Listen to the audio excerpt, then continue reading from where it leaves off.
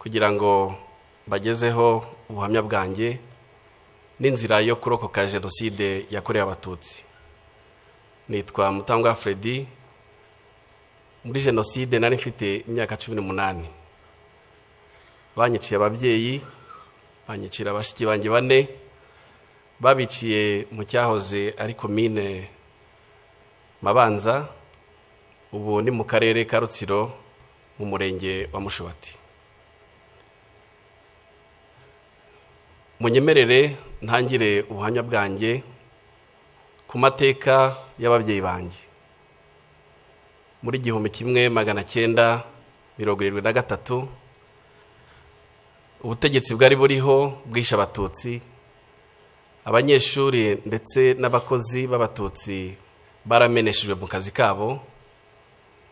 Data nawe wakoraga muri Caritas hano i Kigali, nawe yarameneshejwe, gusa yagize amahirwe ahungira mu gihugu cy'u Burundi. Mama wari umufiance we yiyemeje kumusangayo. Mu nzira igoranye yanyuze muri Gisenyi, yambuka Igoma, amanuka Uvira, musanga i Burundi, amugeraho mu gihe cy'imyaka 2. Barashyingiwe babifashijwemo n'ababyeyi bari mu mpunzi. Njye mvuka muri 1976. Gusa data na mama ntabwo bagize amahirwe yo kubana igihe kirekire, kuko mu gihe gito mvutse data yakoze accident iranamuhitana. Yasize mama twite umwana w'umukobwa ari we mushiki wanjye, tukaba kubw'amahirwe twararokokanye jenoside yakorewe abatutsi muri 1994.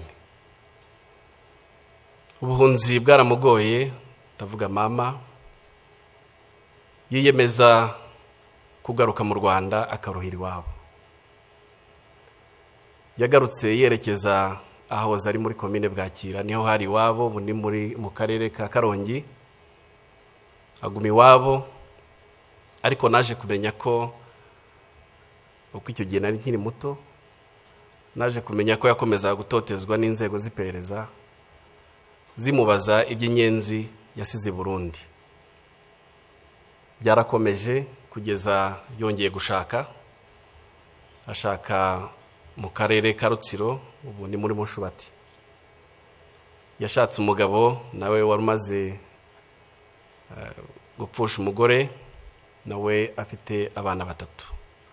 Turabana, nakuriye aho Mushubati, mpiga n'amashuri abanza. Mu gihe nari mu mashuri nibwo namenye ibyerekeye amoko. Aho mwarimu wacu nigaga mu mwaka wa 2 yahagurikije abana b'abatutsi. Icyo gikorwa bagikoraga buri gihembwe, hari ifishi ya leta buzuzaga bagashyiraho ubwoko bwa buri mwaka, bwa buri mwana. Nibwo rero yaduhagurutsaga, ngenda jijinganye, aturuka imbere, araza amagurutsa andi ikinyuguti kwitama, arambwira ngo wowe mama wawe n'umwarimu kazi hano ukaba utazi kuri inyenzi. Narahagurutse, nyuma tuza gutaha, mbitekereza mama. Nanamubaza impamvu twabaye abatutsi, ariko sinibuka igisubizo yampaye. Gusa ababyeyi muri hano sinzi ko mwakibona namwe. Urungano rwanjye, urubyiruko mw'icyo gihe twigishije urwango, twigishwa ubugome, twigishwa ubugizi bwa nabi. Ikibabaje gikomeye nuko bwigishijwe no mu mashuri, bwigishwa mu mashuri ku nzego zitandukanye ndetse no mu buryo butandukanye.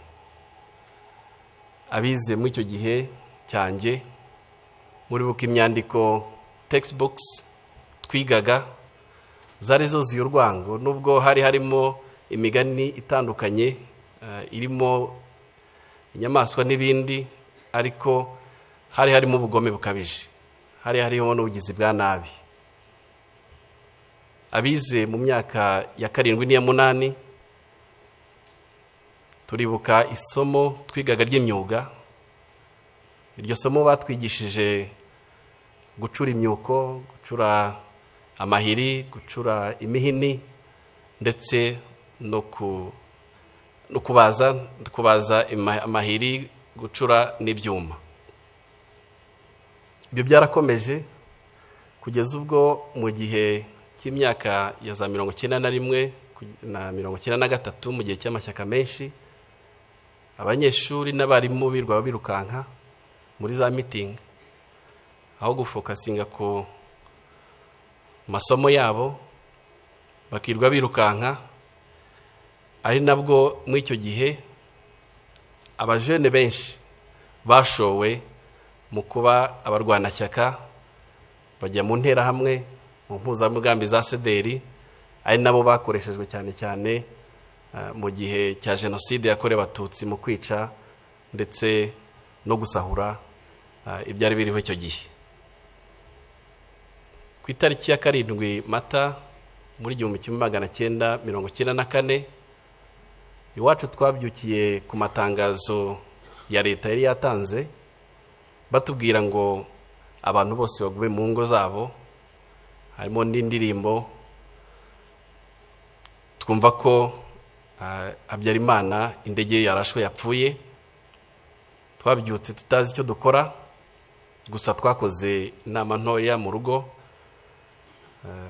Ababyeyi banjye bansaba ko nerekeza Imushubati hari kuri paruwase. Ndambuka aho ngaho Imushubati hari hatuye bari mu benshi b'abatutsi. Ababyeyi banjye bansaba kujya kubaza niba bo bafite icyo bakora. Naragiye mpura nabo, sanga abantu bose bamanjiriwe, sanga batazi icyo bakora, ariko nsanga harimo abatangiye gufunga ibintu kugira ngo bajye kuri komine Mabanza, kuko bari batangiye kubwirwa ko ariho bashobora kurindirwa. Naragarutse ngeze iwacu nsanga huzuye interamwe nyinshi, huzuye interamwe zitaga imihembezo. Izo nterahamwe zari zaje iwacu zije gusaba amafaranga n'icyo kurya, ariko zari zihageze zimaze kwica umututsi wapfuye mu gace k'iwacu bwa mbere witwaga Rwandekwe. Ninjira mu rugo iwacu, mama mbonye arambwira ati bimeze gute? Ndavugira nti bagiye kujya kuri komine Mabanza. Arambwira ati mwana wanjye ntabwo turibona ko tugenda uko aba twagoswe. Nuko arambwira ngo mwana wanjye ugomba kujya kwihisha. Arambwira ati ubanze ujye kwihisha ku mukecuru witwa Kankindi twari duturanye. Ndagenda, nyuma y'igihe gitoya Kankindi anjyana ku nshuti yanjye yitwaga Pierre, twiganaga mu mwaka twiganye muri primaire. Narahagumye. Nizo nterahamwe zakomeje gutera mu gihe cy'iminsi 6. Buri mugoroba mama yazaga kundeba akampumuriza, akambwira ko bakiriho. Ku itariki ya 13 z'ukwezi kwa 4 mama yaje kundeba ni mugoroba, ariko aza yahindutse, nkabona mu maso handitse pe. Araza turicarana, anzanira amatunda yari yeze ku rugo rw'iwacu. Arambwira ati mwana wanjye reka twicarane dusangire. Ndatangira, ariko mukanya andeba mu maso arambwira ati mwana wanjye nurokoka uzaba umugabo. Nta kindi yambwiye. Hashize akanya yarahagurutse aragenda, ati ngiye kureba abandi. Nukuri yarazi icyo avuga, kuko ibitero byari byariyongeye iwacu. Kuko ku itariki ya 14 mu gitondo z'ukwezi kwa 4 uwari burumestre wa Mabanza witwaga Bagirishema Inyasi cyaje kumbabaza nuko urukiko rwa Arusha rwamugize umweru ubu ngubu yibereye mu Bufaransa, yaje iwacu aravuga ati, abwira interahamwe zari ziri aho n'izindi zakomeza gutera, arabwira ati mukureho umwanda. Ko mu gihe cya saa 5 nibwo interahamwe zikoranije, izo zitwa imihembezo, zaturutse ahitwa Mukunini n'ahitwa Gafumba, ubwo naho mu karere k'iwacu, zose zikoranira iwacu. Abiwacu rero bari barimo bakwira imishwaro, buri muntu ashaka kwirwanaho ngo ajye gushaka aho yisha. Bakomeje rero barabahiga, baza kubakusanya, nanjye baramvumburaho narindi, duhurira mu Gahinga. Hanyuma naje kugira amahirwe, sinzi umuntu mu baturage yatereye ijwi hejuru aravuga ngo Dorothea yari mama, yashatse hano ashaka abana 2 kandi bari baturutse i Burundi. Abo bana bashobora kuba bari abarundi. Ubwo abari bariho baduhiga batushaka kudukusanya ngo batwice, bahita bafata ababyeyi, bafata n'abana. Ubwo baba birukankanye. Naje kumva ko kubera ubwoba ababyeyi banjye bagerageje kugura amasasu, babatanga 5,000, barayafata, baravuga ngo amasasu arahenda. Babicishije amahiri, babicisha n'imihoro, babajugunya mu miringoti yarera aho hafi.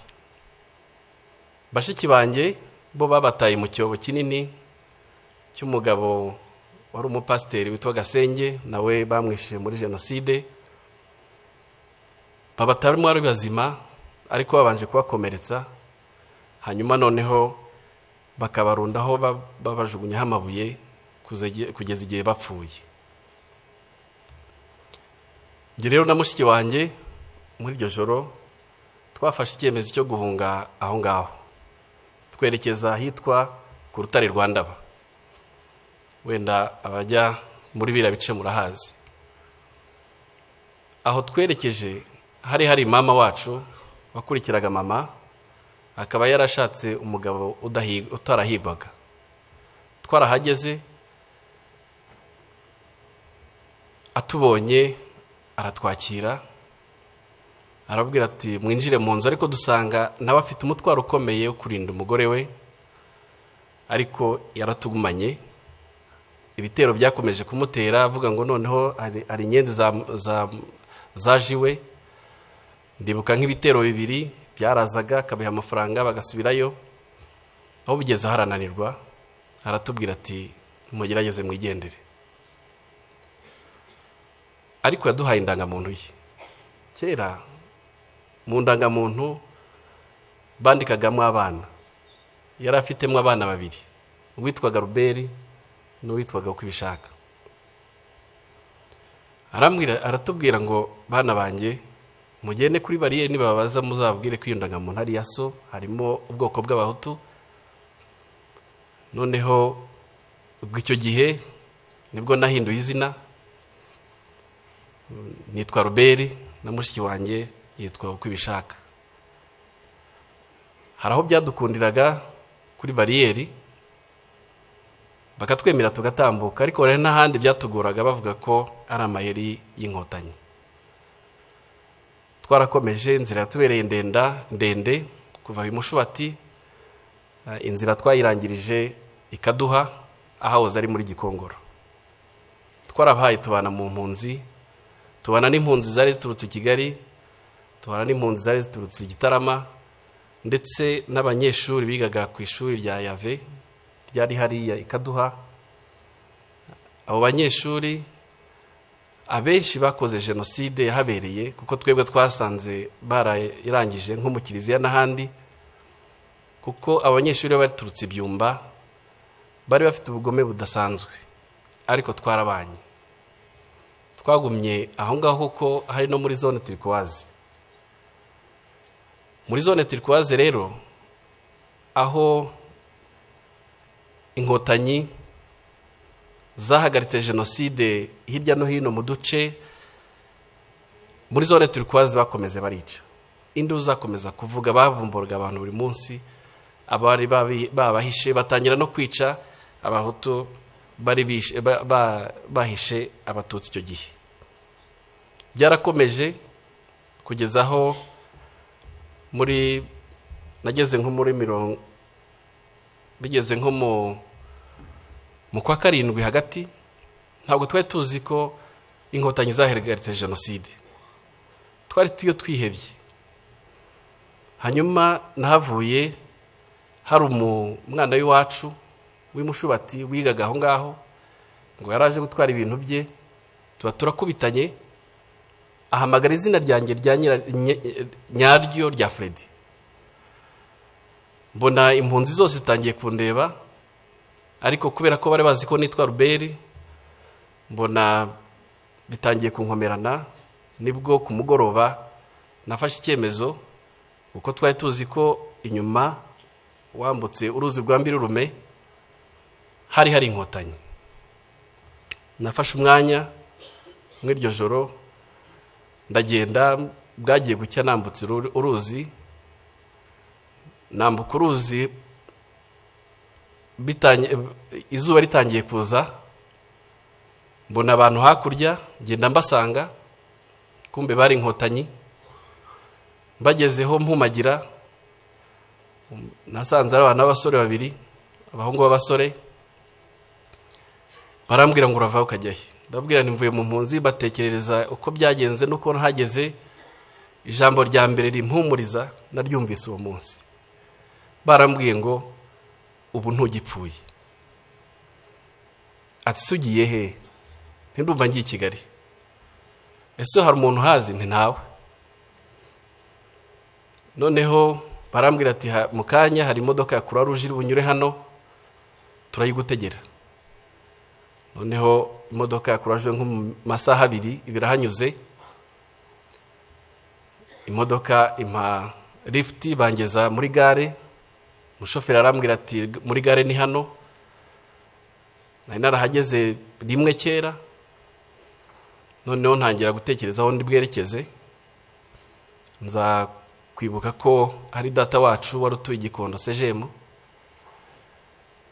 Noneho ndavuga reka ngeyo, kuko nari narabasuye muri 92 njyayo. Mpageze nsanga baramwishe ari amatongo. Ko bwari bwije ndara mwayo matongo. Aho rero niho numvise ntekereza ijambo umusirikare w'inkotanyi ambwiye, ntekereza aho ndaye mu matongo. Aho niho natangiye gutekereza ku buzima.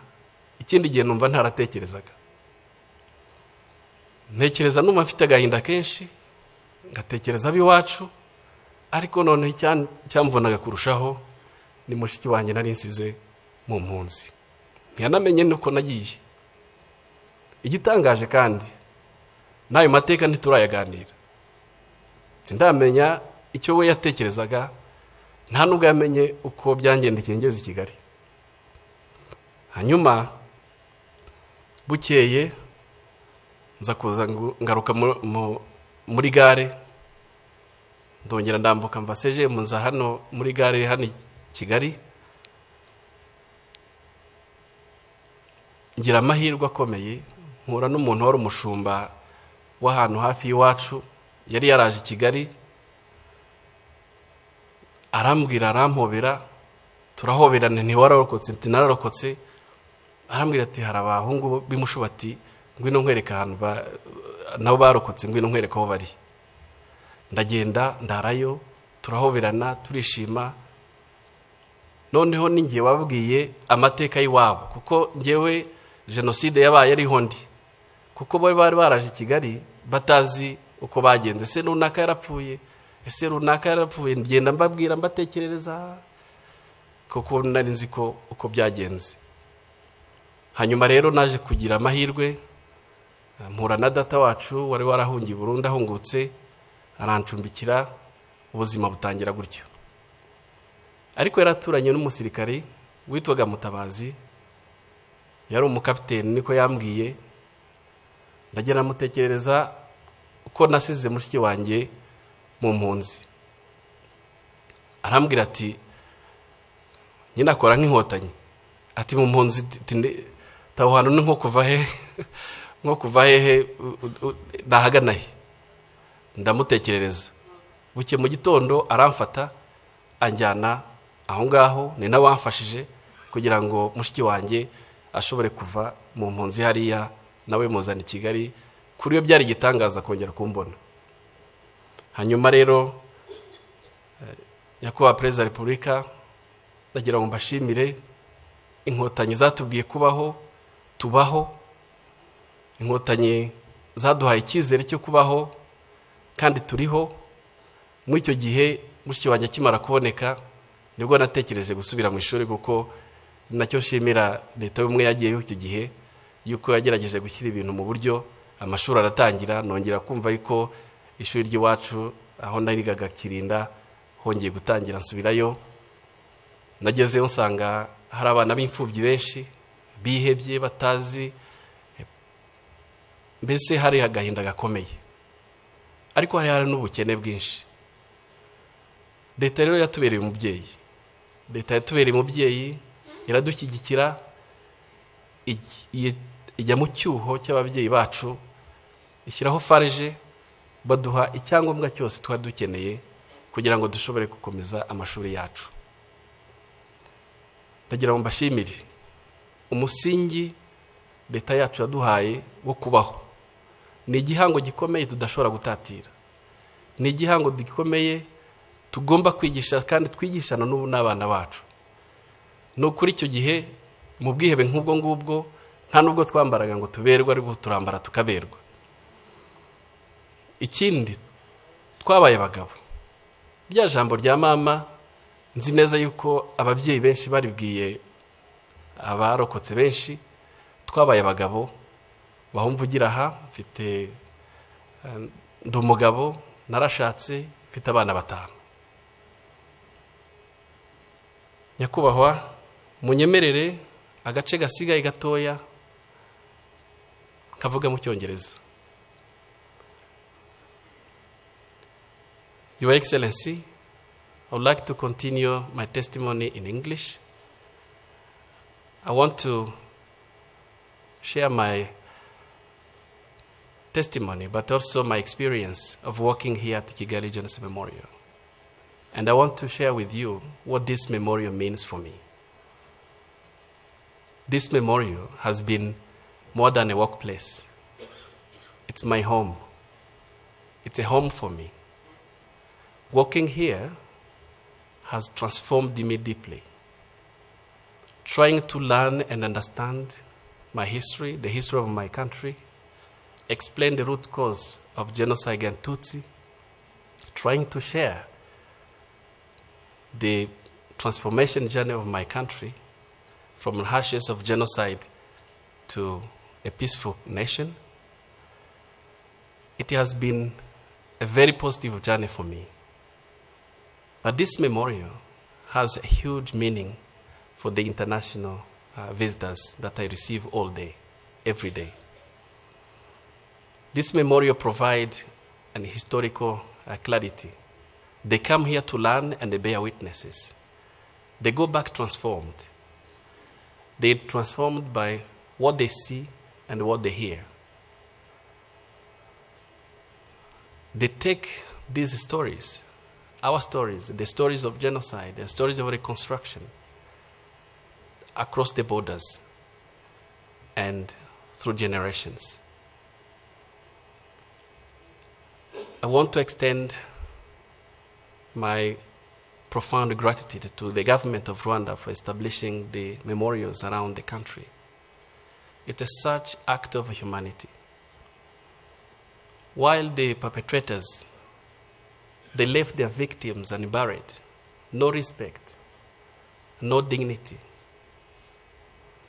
They attempted to erase their humanity by establishing the memorials, such as Kigali Genocide Memorial. It's a profound and a powerful statement that they failed. The memorials here, the memorial here at Kigali Genocide Memorial, it's a place of healing for my fellow survivors, by myself as well. To conclude, through our pain, we find a purpose of life.